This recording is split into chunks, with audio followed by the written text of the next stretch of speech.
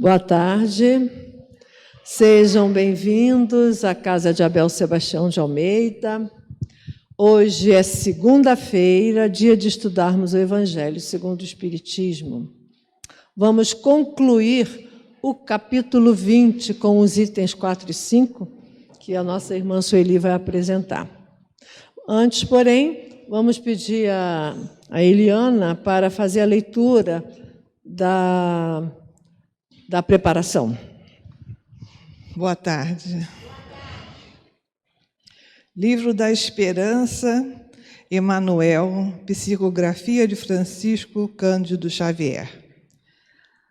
Assim, os últimos serão os primeiros, e os primeiros serão últimos, porque muitos são chamados, mas poucos escolhidos. Jesus, em Mateus, capítulo 20, versículo 16. Bons espíritas, meus bem-amados, sois todos obreiros da última hora. Capítulo 20, item 2. O espírita, na prática da doutrina espírita, faz-se realmente conhecido através de características essenciais. Rende constantemente preito de amor a Deus, começando na consciência. Considera a humanidade por sua própria família. Respeita no corpo de carne um santuário vivo que lhe cabe sublimar. Abraça o trabalho construtivo, seja qual seja a posição em que se encontre. Abstém-se formalmente do profissionalismo religioso. Sabe-se um espírito em evolução e por isso não exige nos outros qualidades perfeitas que ainda não possui. Aceita sem revolta dificuldades e provações por não desconhecer que os princípios da reencarnação situam cada pessoa no lugar que traçou a si mesma ante os resultados das próprias obras. Empenha-se no aprimoramento individual, na certeza que tudo melhora em torno à medida que busca melhorar-se. Estima no dever irrepreensivelmente cumprido, seja no lar ou na profissão, na vida particular ou na atividade pública, o alicerce da pregação de sua própria fé. Exalta o bem, procurando a vitória do bem, com esquecimento do mal. Foge da crítica pessoal, afasta da caridade que lhe rege o caminho, mas não recusa o exame honesto e imparcial desse ou daquele problema que interesse o equilíbrio e a segurança da comunidade em que vive. Exerce a tolerância fraterna, corrigindo o erro sem ferir, como quem separa o enfermo da enfermidade. Estuda sempre, ama sem escravizar e sem escravizar-se. Não tem a presunção de saber fazer tudo, mas realiza com espontaneidade e alegria o trabalho que lhe compete. Age sem paixões partidárias em assuntos políticos, embora esteja atento aos deveres de cidadão que o quadro social lhes preceitua. Usa as posses do mundo em favor da prosperidade e do bem de todos. Evita os excessos, simplifica quanto possível a própria existência. Acata os preconceitos dos outros, conquanto não se sinta obrigado a cultivar preconceito algum. Definindo-se o espírito na condição de aprendiz infatigável do progresso. Será justo lembrar aqui a conceituação de Allan Kardec, no item 7 do capítulo 1 de O Evangelho segundo o Espiritismo. Assim como Cristo disse, não venho destruir a lei cristã, mas dar-lhe execução.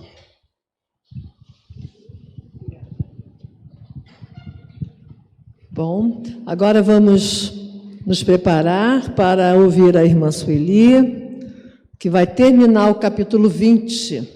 Ela vai falar do item 4, a missão dos espíritas, e no item 5, os trabalhadores do Senhor. Uma boa palestra para todos. Boa tarde para todos. Muito bom estar aqui fazendo o estudo de mais de 2 itens do Evangelho segundo o Espiritismo, fechando agora o capítulo 20, os trabalhadores da última hora, que são os espíritas e os espiritistas de maneira geral. Então, esse item 4 e esse item 5 se constituem em 2 mensagens. O item 4, a missão dos espíritas, é uma mensagem recebida de um espírito que não quis se identificar. E o item 5 é uma mensagem do Espírito de Verdade em 1865, lá em Paris, onde começou a codificação da doutrina. Ambos convergem para o mesmo assunto, que trata da nossa responsabilidade enquanto espíritos encarnados nesse século 21 e enquanto espíritas, enquanto pessoas que sabem que a vida continua após a morte do corpo físico e, portanto, tem ideia das responsabilidades que todos nós que vivemos neste momento no nosso planeta Terra temos uns com os outros.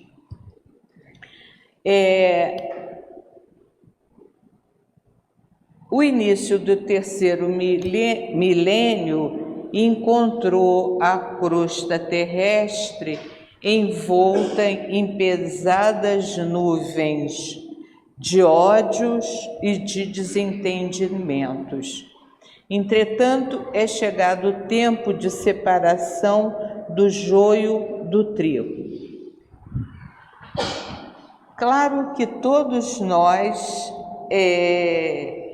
que ligamos as nossas televisões a cada dia, estamos mais do que seguros dessas nuvens que pairam nos nossos céus, nuvens de ódios seculares que, a despeito das mortes que se sucedem a cada período, mas que se mantêm vivas no íntimo de determinado grupo humano,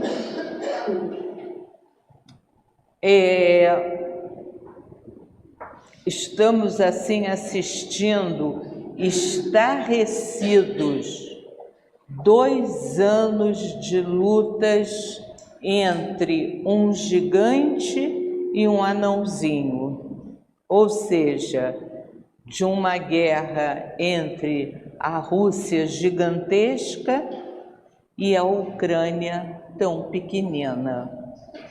Estamos diante de outras guerras, de outras revoluções, de lutas urbanas que acontecem a cada minuto, às vezes nas nossas ruas, quando nós vemos que espíritos muito ignorantes ainda buscam se apossar dos bens alheios e até tiram a vida de cidadãos que estão presos ao trabalho e à luta de cada dia.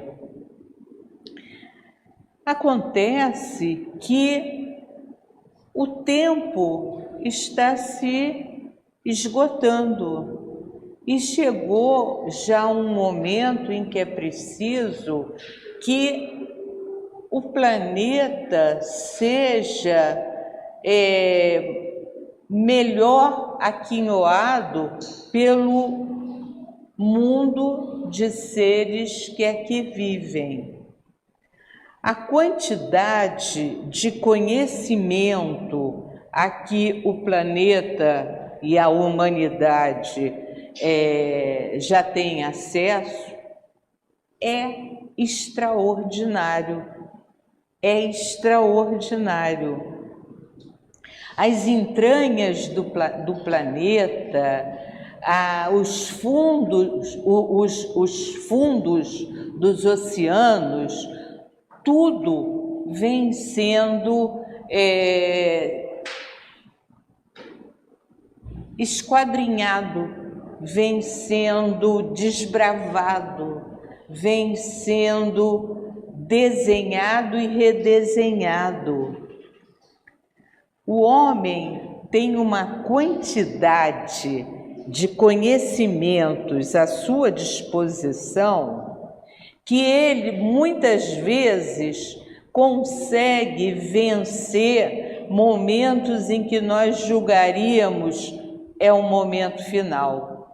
E usando das suas descobertas, dos seus conhecimentos, eles logram alongar a vida de outros seres humanos, alongar a vida de seres do mundo vegetal, do mundo animal. E o fato é que, de vez em quando, o homem se sente quase um Deus. Quando ele consegue fazer verdadeiros milagres em torno da vida humana, da vida selvagem, quando ele consegue ligar pontos absurdamente distantes e consegue fazer construção de pontes fantásticas, quando eles conseguem fazer transportes capazes de velocidades inimagináveis, encurtando as distâncias, facilitando a comunicação entre os seres humanos, o homem se sente quase um Deus, porque ele já consegue modificar a figura do planeta. Por onde não havia passagem, ele construiu túneis. Por onde havia separação imensa, ele construiu pontes. Onde não havia água, ele construiu açudes, represas, lagos, desviou cursos de rios. Tudo isso ele fez para conseguir viver melhor na crosta terrestre.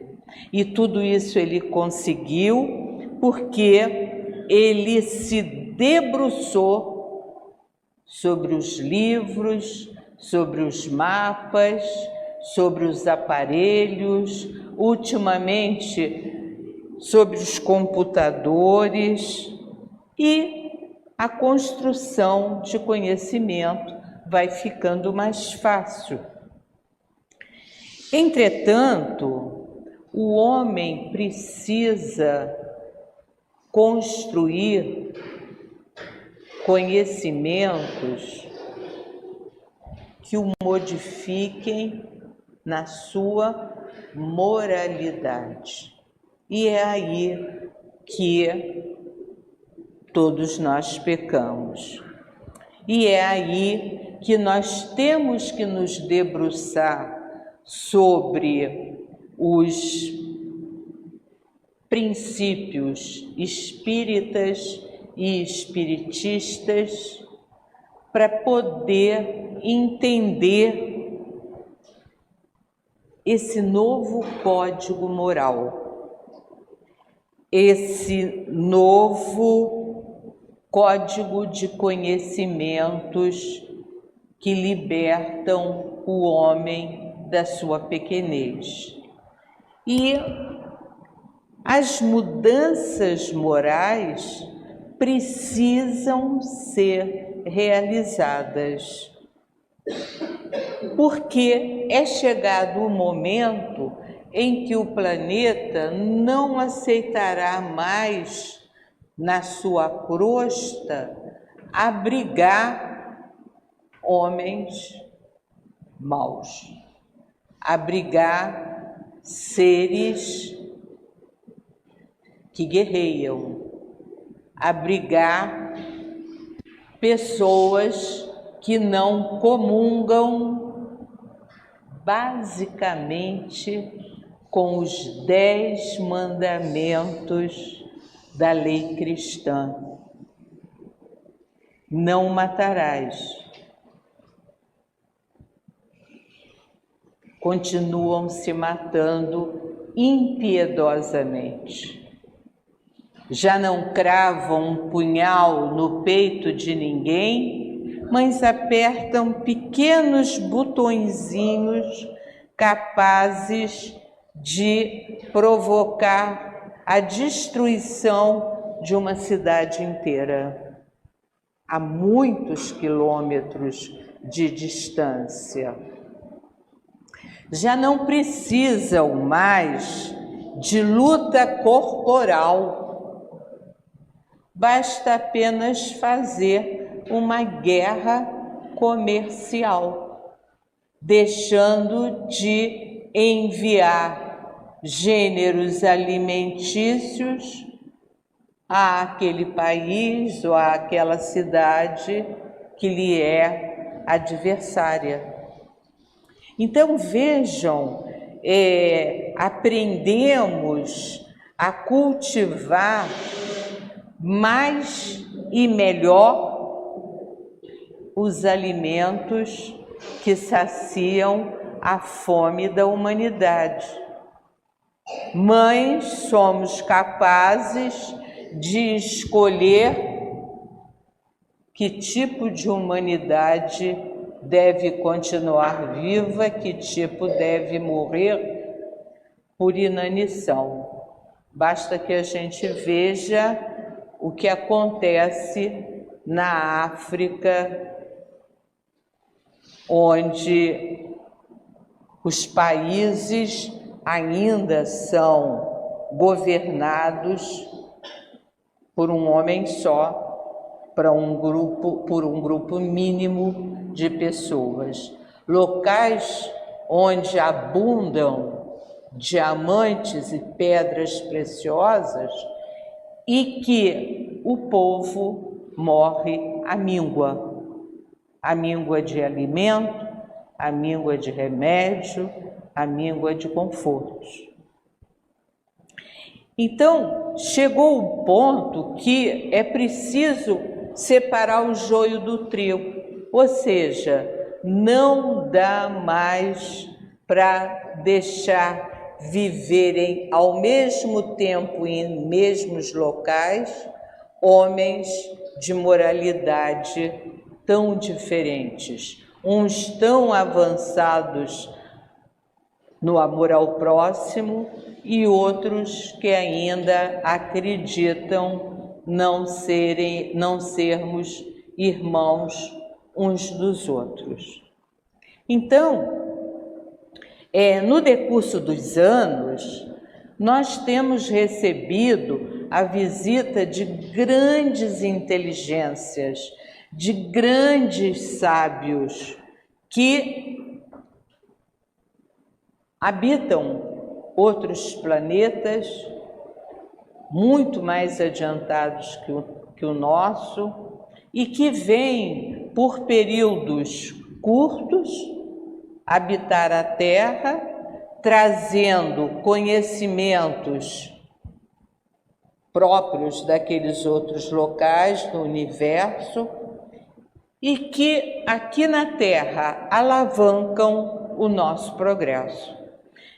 Ao mesmo tempo, estamos expatriando, mandando embora da Terra espíritos que já não podem mais conviver na sintonia que a Terra vai afinando. É a hora de decidirmos o que queremos.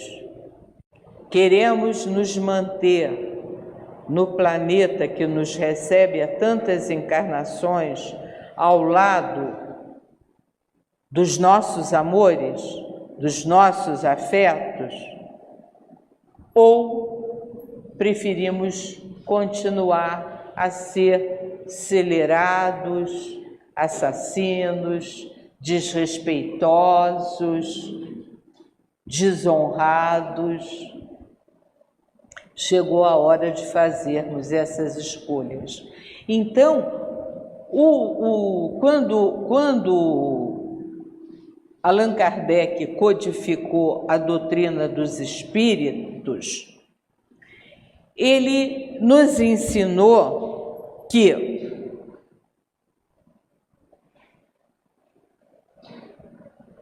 a crença absoluta num Deus único. Ele nos ensinou que a alma é imortal.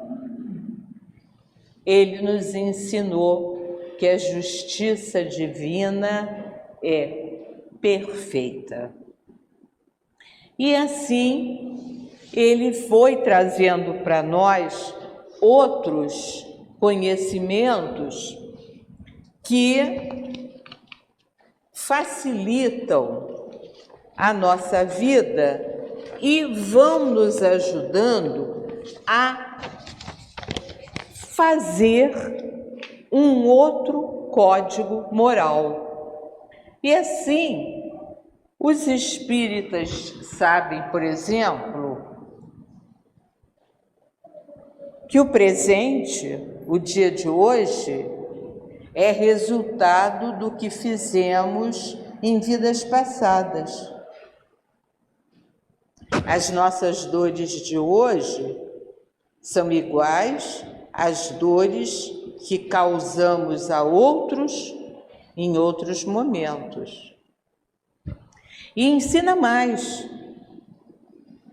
O futuro está sendo construído nesta encarnação pelos nossos atos de amor ao próximo ou, se formos avarentos, ou construídos pelo nosso egoísmo, pelo nosso orgulho. Ou seja, o futuro está nas nossas mãos.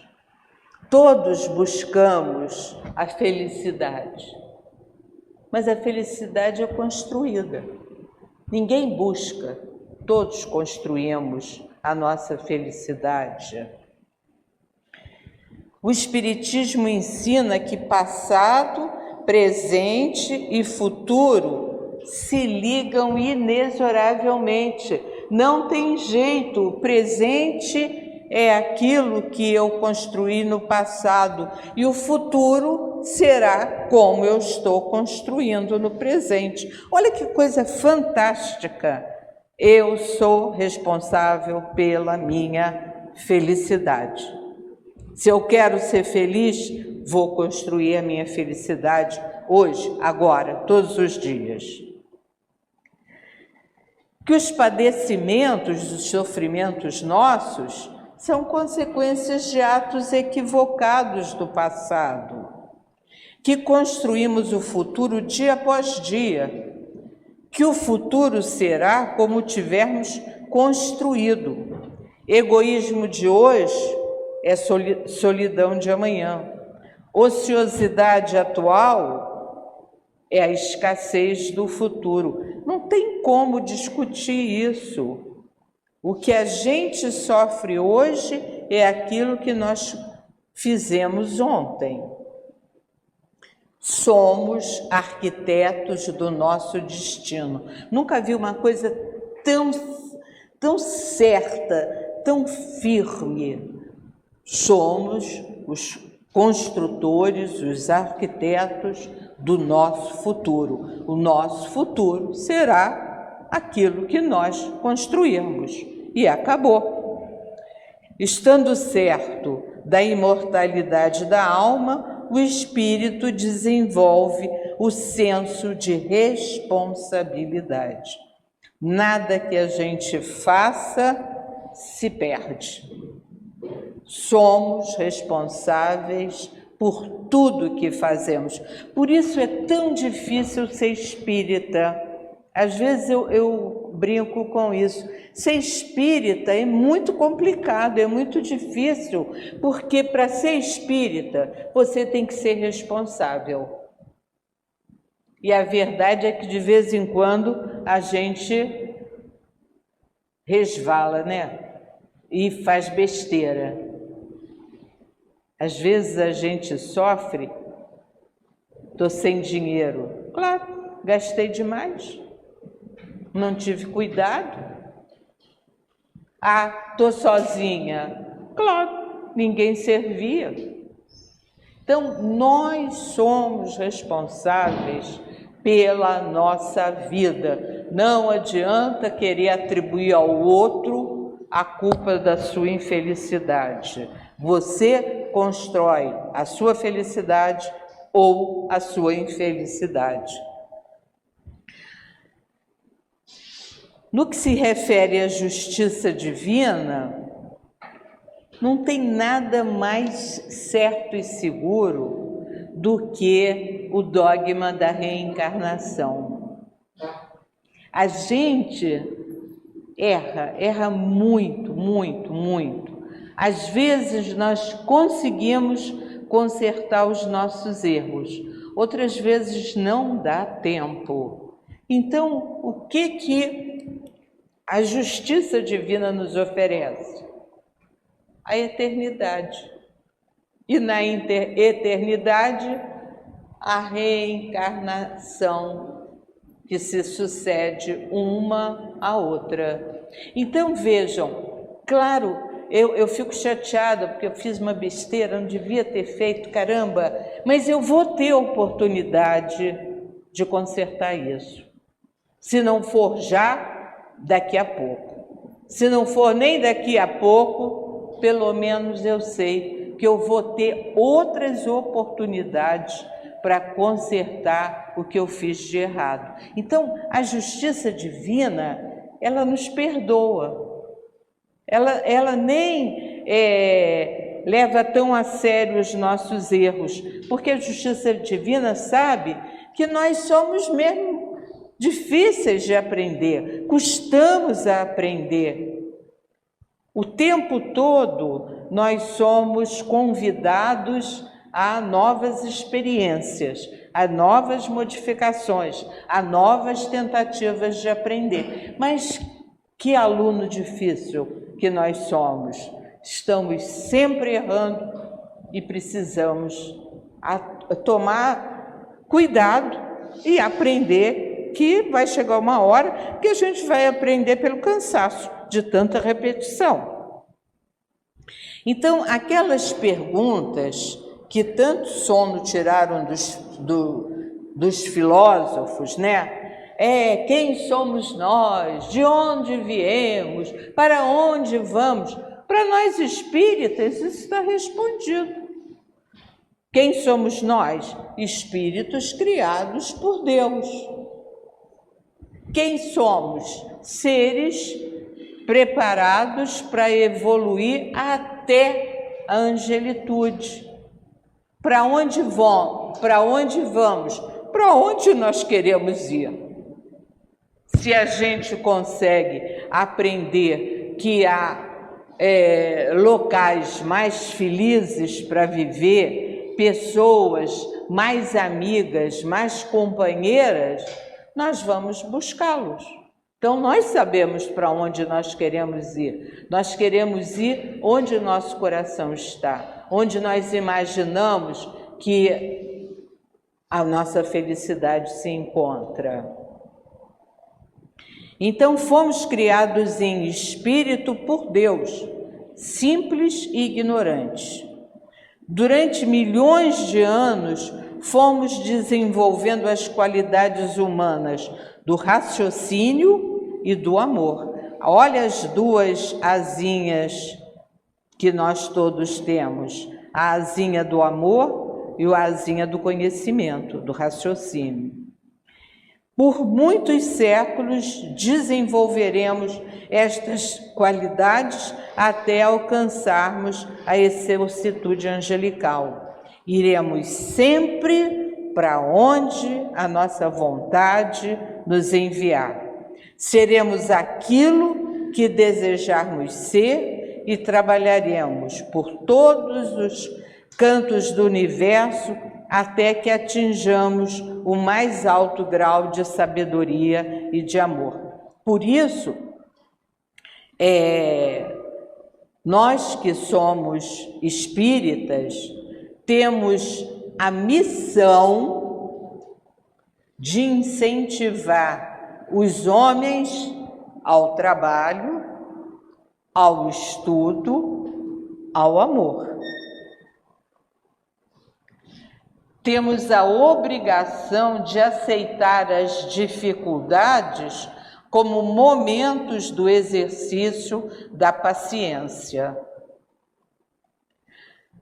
Temos a missão de praticar a fraternidade como forma de vida proveitosa, sabedor que somos parte da grande cadeia humana, onde o choro de um é o choro de todos, onde a felicidade de todos deve ser o objetivo de cada um. Essa letra C parece que ela foi escrita pensando na tragédia lá do Rio Grande do Sul. Pensem, olha só, praticar a fraternidade. Nunca se praticou tanto a fraternidade como ela está sendo praticada lá entre os nossos irmãos no Rio Grande do Sul.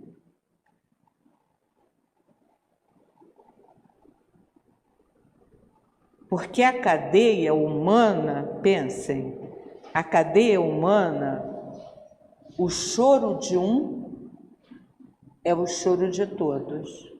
E ali está tão claro, é tão claro. A felicidade de todos vai ser o objetivo de cada um. Não há solução mágica para se conseguir reerguer todo aquele povo. Todos vão ter que se dar as mãos. Cada um vai contribuir como puder e souber. Não há trabalho melhor nem pior. Todos são absolutamente necessários. Aquilo ali é a própria missão dos espíritas na Terra. É a missão do homem na Terra. A grande cadeia humana que se formou ali, onde todos são responsáveis por todos. É extraordinário olhar aquilo como olhos de ver, com o coração compungido e desejando que as soluções sejam encontradas da forma mais rápida possível, para que o sofrimento seja o menos doloroso possível. Vejam, ali o conhecimento está sendo posto à prova. Tudo que a engenharia humana conhece está sendo pensada para reconstruir toda aquela terra. E, ao mesmo tempo, toda a capacidade de amor ao próximo está sendo posta à prova, porque ninguém foi poupado, nem rico, nem pobre, nem doutor, nem trabalhador, nem velho, nem pobre, nem criança. Todos estão vivendo aquela tragédia.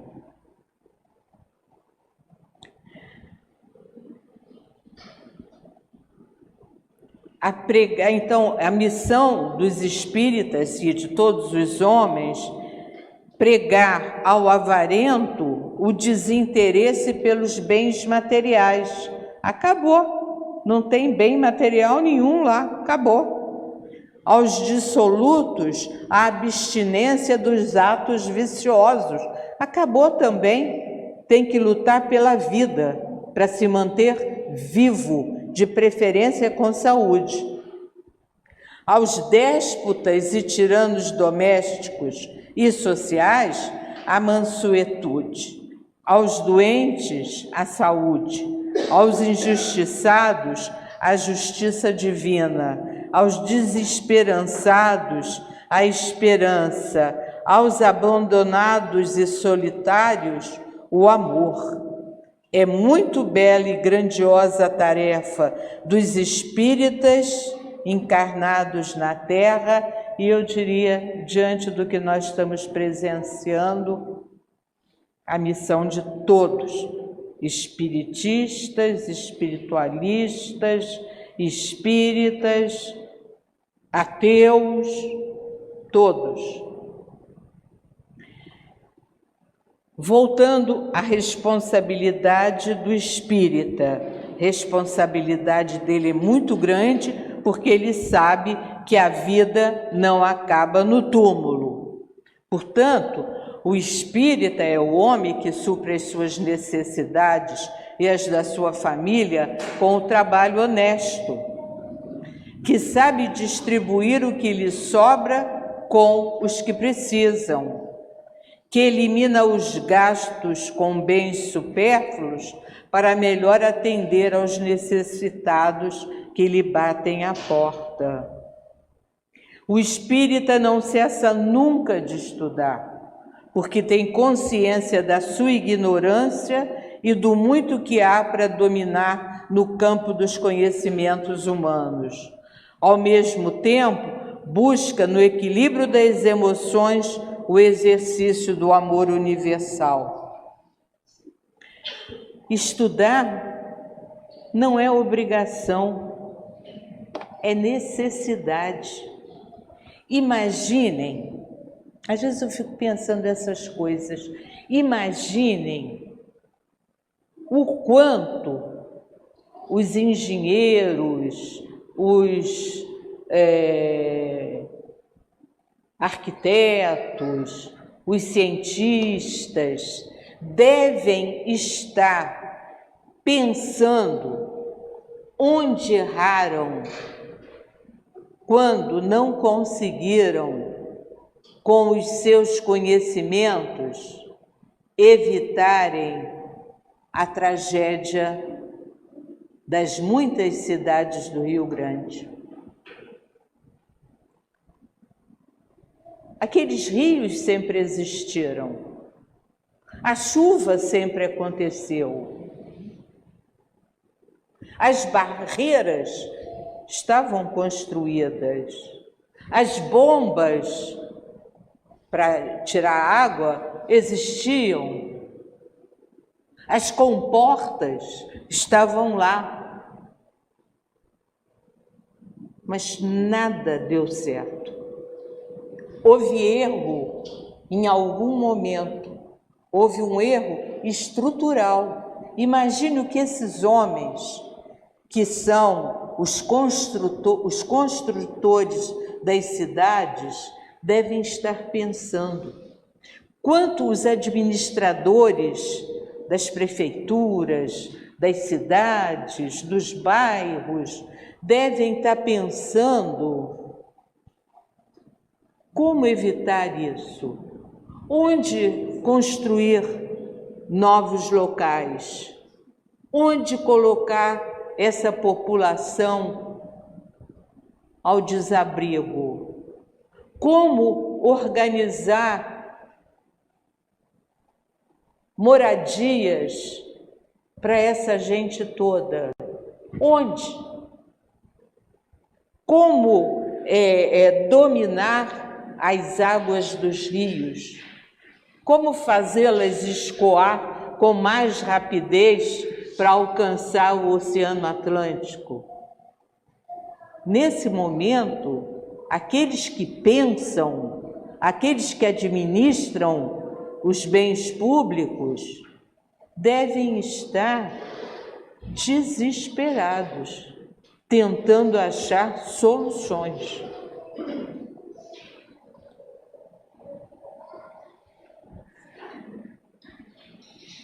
Então, o espírita não é dominado nem pela paixão, nem pelo ódio. Não deseja irracionalmente coisa alguma e nada e a ninguém detesta. Procura sempre em cada pessoa o seu lado positivo. Não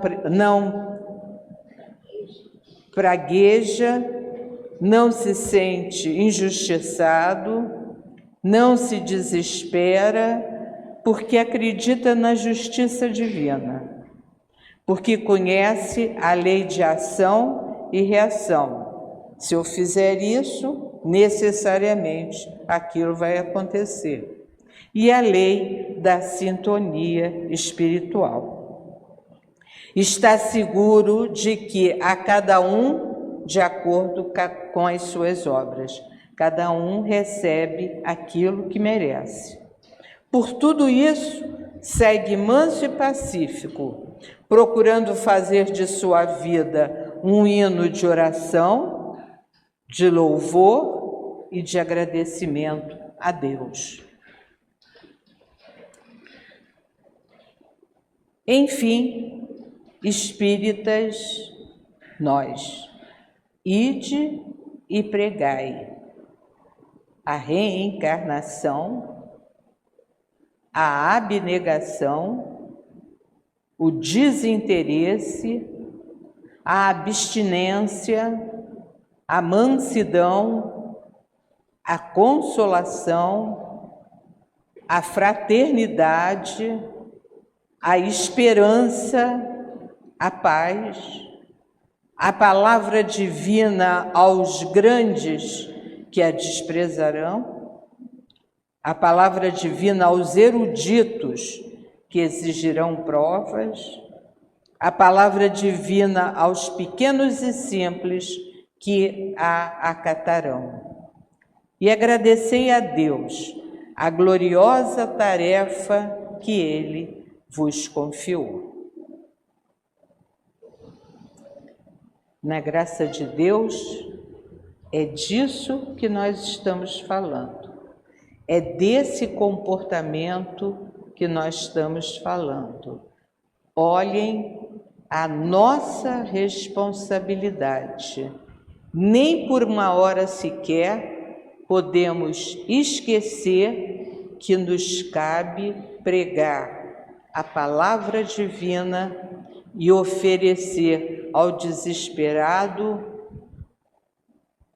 a possibilidade da reencarnação. O item 5, basicamente, é a mesma coisa do item 4, só que é uma mensagem ditada pelo Espírito de verdade, que cuida dos trabalhadores do Senhor, identificando esses trabalhadores como os espíritas. Então eu fui dividindo em pedacinho para a gente conhecer a palavra do Espírito de verdade e fazer algum comentário. Então ele diz: são chegados os tempos do cumprimento das coisas anunciadas para a transformação da humanidade, ou seja, são chegados os tempos do planeta de regeneração, a melhoria do planeta Terra. Ditosos, felizes serão aqueles que houverem trabalhado o campo do Senhor com desinteresse, sem outro móvel que a caridade. Quer dizer, felizes são os homens, os seres humanos que trabalharam no planeta, buscando sempre ser útil, ver o outro como irmão, praticando sempre a caridade. Criados simples e ignorantes, é pelo trabalho que crescemos em força física, intelectual, moral e em compreensão espiritual. Somos o que construímos nas muitas práticas que experimentamos. Sentimos de acordo com o nosso crescimento espiritual, todos seguindo em frente pela eternidade na busca da perene felicidade. Então, espírita tem que amar o trabalho.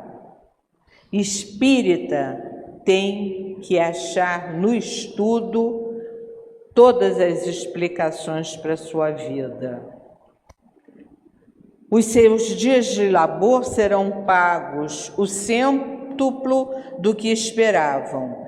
Religiosos de todas as crenças pregam o amor a Deus e a fraternidade entre os homens que lutam pelo progresso.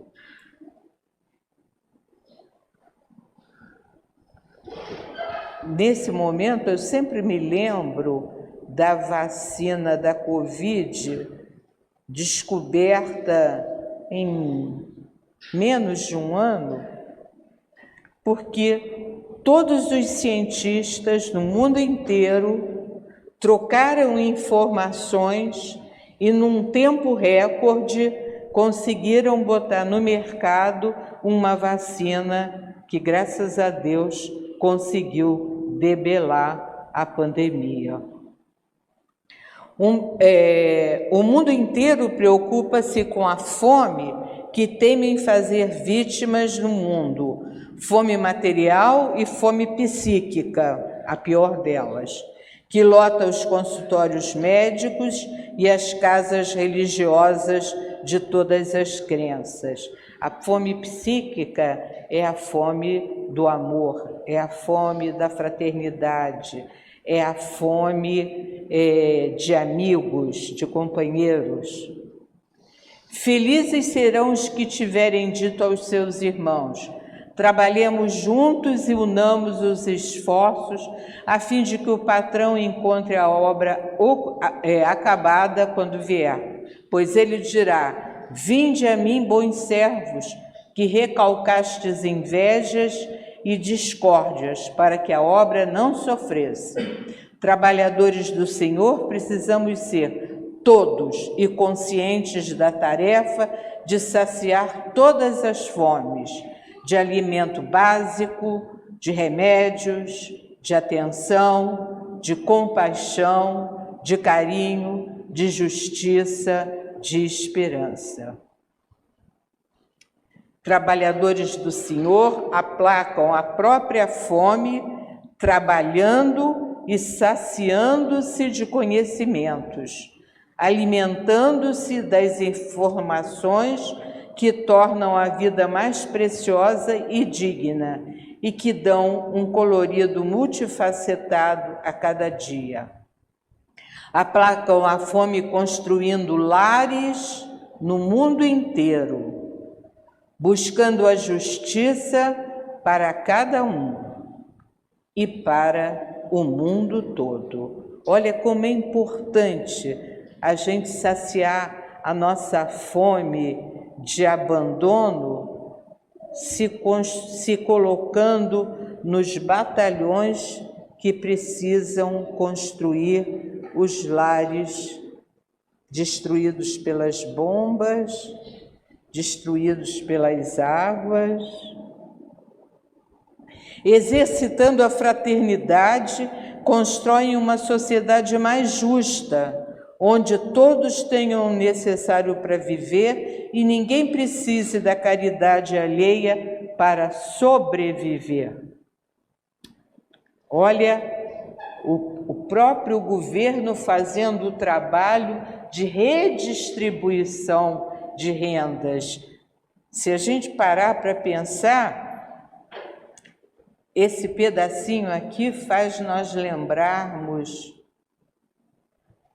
do imposto de renda que a gente reclama tanto em pagar, mas só paga imposto de renda quem ganhou.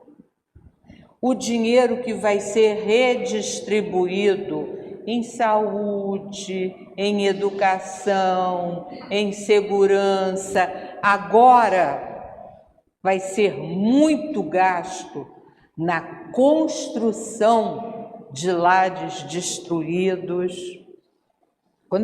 Cada pedacinho desses bate geral no que nós estamos vivendo hoje.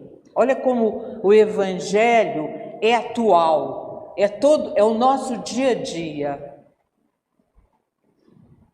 Que ninguém viva na ociosidade e todos sejam gratos pelo trabalho que lhes caiba exercer.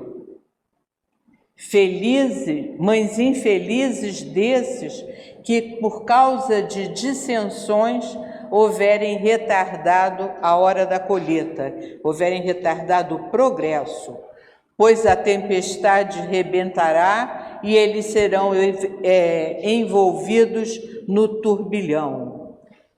Clamarão piedade, piedade, mas o Senhor lhes responderá: como pedis piedade quando não a tivestes dos vossos irmãos, nunca lhes estendendo a mão, mas espezinhando o fraco em vez de o amparar?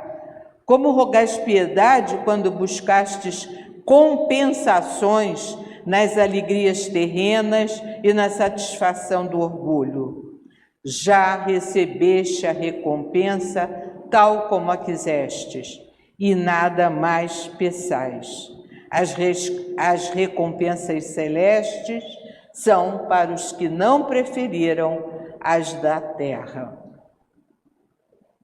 Servos do Senhor são todos que trabalham pela sua família, sem esquecer das necessidades da família vizinha. São todos os que estudam e dividem o que aprenderam com os que não tiveram as mesmas oportunidades. São, enfim, os que emprestam suas palavras aos que não podem falar, os que oferecem a sua visão aos privados da luz de toda sorte, os que colocam à disposição de quantos tiverem necessidade os seus ouvidos pacientes, os que substituem na força do trabalho aqueles outros que desfaleceram no caminho. Neste momento, Deus está fazendo a enumeração dos servos fiéis e já assinalou os que apenas aparentam devotamento, a fim de que não usurpem o salário dos servos corajosos, pois somente aos que não recuarem diante da tarefa vão ser confiados os encargos mais difíceis na grande obra de regeneração. Olha, o mundo de regeneração, pelo Espiritismo, cumprindo-se a sentença: os primeiros serão os últimos e os últimos serão os primeiros no reino dos céus. Reino dos céus, na felicidade íntima. O importante é fazermos a nossa parte, sabendo-nos imortais espiritualmente. Devemos trabalhar com denodo para que a vida humana na Terra seja mais feliz. Façamos a nossa parte para equilibrar a sociedade da qual fazemos parte. Como? Dirimindo dúvidas, desfazendo mal-entendidos, espalhando a boa nova da imortalidade da alma, da justiça divina, da bênção da reencarnação. Vai, pede, cura-te e serve. E continua trabalhando pelo bem, convivendo com a imperfeição humana. Continua a grande caminhada de cada alma, simples e ignorante na sua criação. Seres angelicais e de excelsa beleza nos próximos séculos, que seguramente a todos alcançarão. E é nisso que nós temos que pedir a Deus. Agradecer por essa encarnação. Pedir força e coragem para consertar os nossos erros. E louvá-lo sempre como a justiça perfeita. Louvá-lo sempre pela possibilidade, pela chance de reviver, de refazer, de ser melhor, de ser mais fraterno, de ser mais próximo dos anjos que nesse momento nos guardam, nos favorecem e nos orientam sempre para os melhores caminhos. Que assim seja. Muito obrigada pela atenção de todos.